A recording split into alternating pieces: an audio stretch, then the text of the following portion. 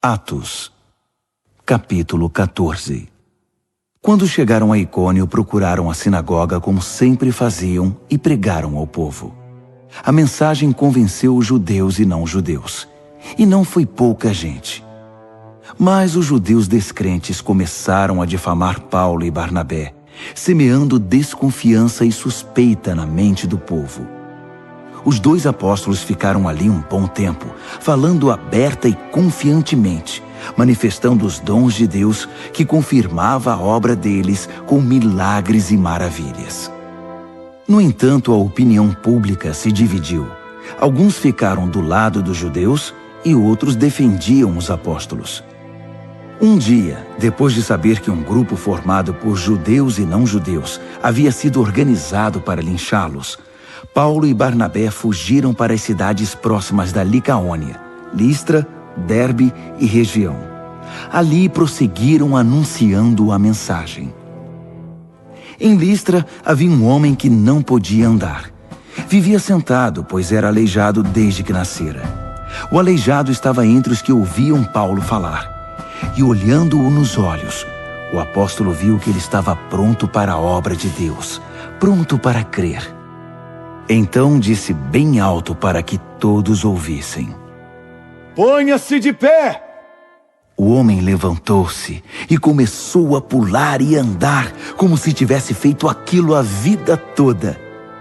Quando viu o milagre, a multidão gritou entusiasmada no dialeto licaônico: Os deuses desceram a nós! Estes homens são deuses! Para eles, Barnabé era Zeus, Paulo Hermes, o mensageiro dos deuses, pois era Paulo quem falava. O sacerdote do santuário de Zeus organizou uma procissão com bois enfeitados, e o povo em fila caminhando para os portões, prontos para o ritual de sacrifício.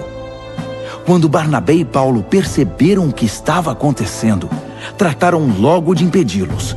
Sacudindo os braços, interromperam a procissão dizendo: O que é isso? O que pensam que estão fazendo?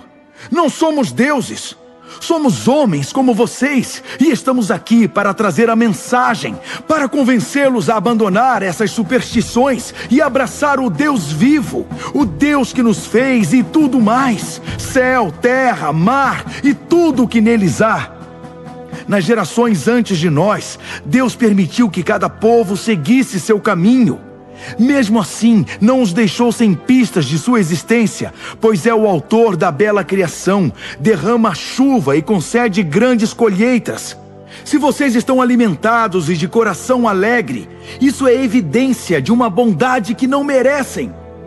Com tal protesto enérgico e com dificuldade, os dois conseguiram impedir o sacrifício que os teria honrado como deuses. Logo depois, alguns judeus de Antioquia e de Icônio apareceram na cidade e induziram a multidão a se revoltar contra eles. Eles surraram Paulo até deixá-lo inconsciente. Arrastaram-no para fora da cidade e, pensando que estivesse morto, o deixaram ali. Quando os discípulos chegaram ao lugar em que o apóstolo estava, ele voltou a si e se levantou. Retornou à cidade, mas no dia seguinte partiu para Derbe com Barnabé.